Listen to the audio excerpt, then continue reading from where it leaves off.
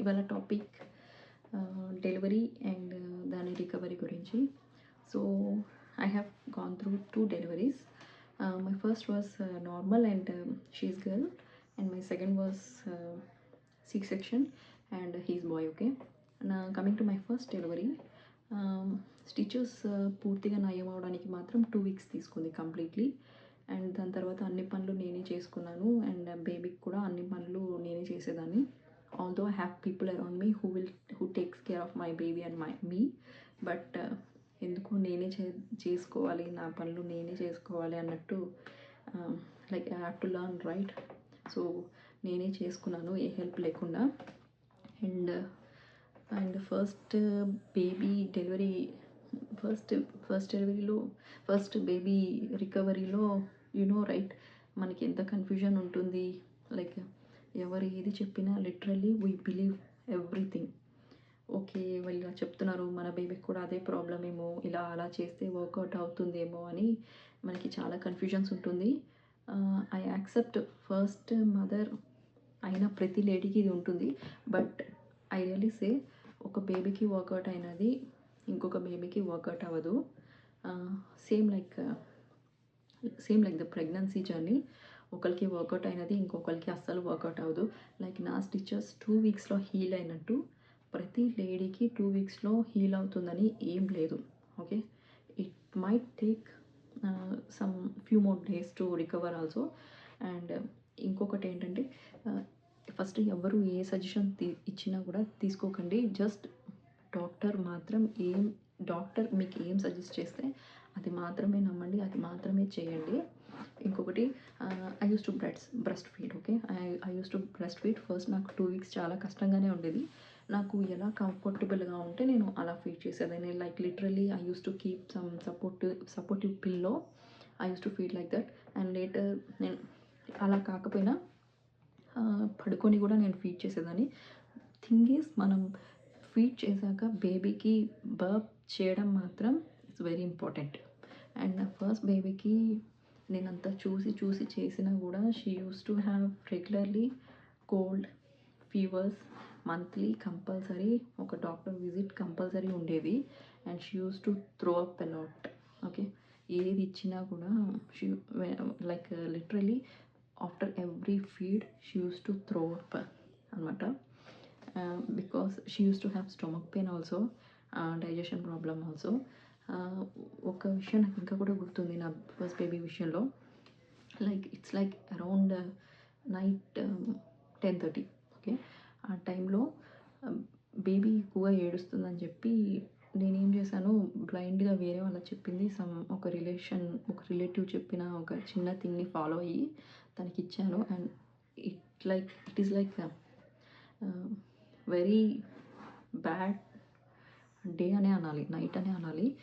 She was like unable to take it. Okay, లోపలికి తీసుకోలేక, తను బయటికి కక్కలేక, త్రో అప్ చేయలేక, తన గొంతులోనే అది ఇరుక్కుపోయి she felt very suffocating. So suddenly పైన ఒక ఆవిడ ఉండి, నాకు మా రెంటల్ ఒక లేడీ, తను వచ్చి వెంటనే, తను హాస్పిటల్లో వర్క్ చేస్తుంది. సో తను వచ్చి బేబీకి బాగా 2-3 times ఆయిల్ బాగా రాసి ఇలా మీదకి ఇలా వేసుకొని బాగా కొట్టడం, ఇట్లా వీపును కొట్టడం వల్ల వెంటనే తను ఫుల్గా త్రో అప్ చేసేసింది. Literally it's like lesson for me. అసలు ఇంకొకసారి ఎప్పుడు అలాంటివి చేయకూడదని గట్టిగా ఫిక్స్ అయిపోయాను. So that is the thing. And ఇంకొకటి, మీకు పొట్ట తగ్గడం కోసం పొట్ట మీద వేడి నీళ్ళు పోయడం, లేకపోతే జలుబు రావద్దని చెప్పి మీకు స్నానం అయిపోయిన వెంటనే మటన్ సూప్స్ అలాంటివి హీట్ అయ్యే వస్తువులు ఇవ్వడం, అలాంటివి ఏమి, పొగ తీసుకోవడం, బాడీలో నీళ్ళు చేరకుండా పొగ తీసుకోవడం, అలాంటివి ఏమీ చేయకండి.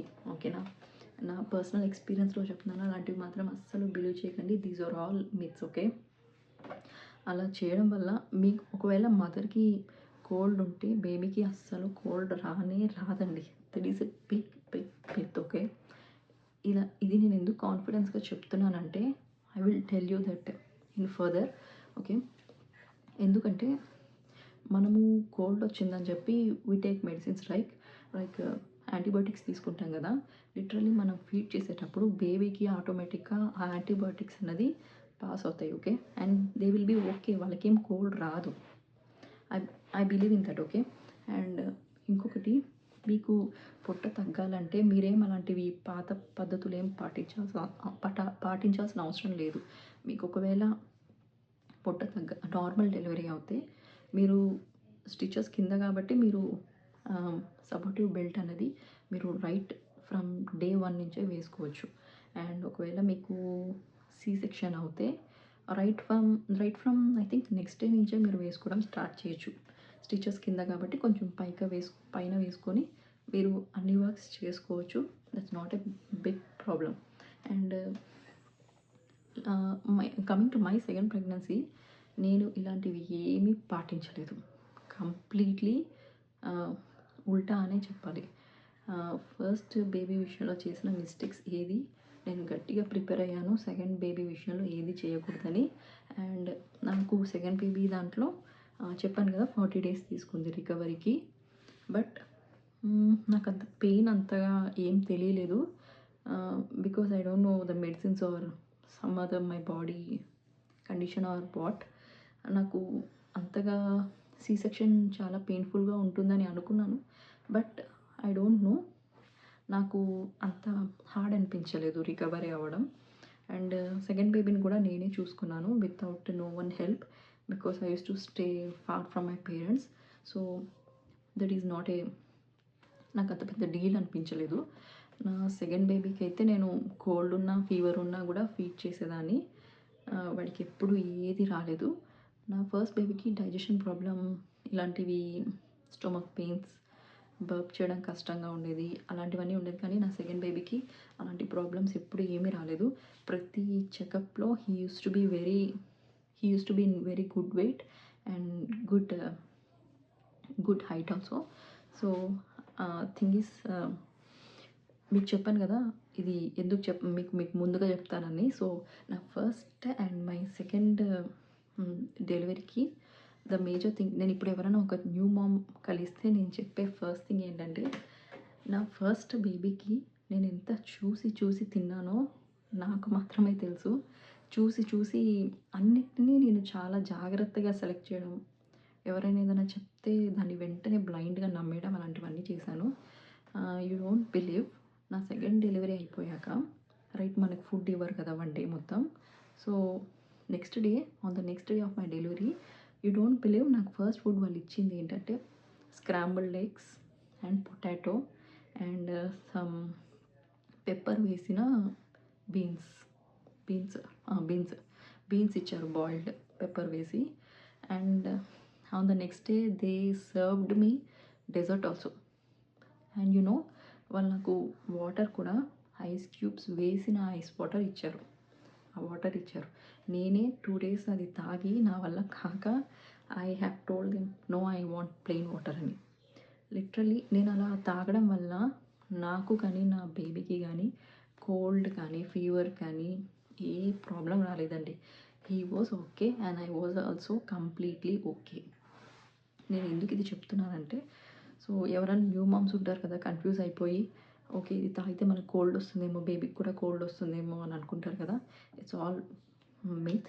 Like nowadays everyone is posting the videos, like doctors కూడా పోస్ట్ చేస్తున్నారు, లైక్ టు గెట్ నాలెడ్జ్. అందరికీ ఈ నాలెడ్జ్ ఇలాంటి చిన్న బేసిక్ థింగ్స్ తెలియాలని చెప్పి everyone have started posting. So ఏదైనా సరే మీకు కన్ఫ్యూజన్గా ఉన్నా లేకపోతే క్లారిటీ లేకపోయినా దయచేసి ఎవరిని అడగకుండా, ఎవరి సజెషన్స్ తీసుకోకుండా you better go and consult your pediatric. Okay, మీరు డాక్టర్ చెప్పింది మాత్రమే వినండి, వాళ్ళు చెప్పిన మాత్రమే పాటించండి. So this is the thing.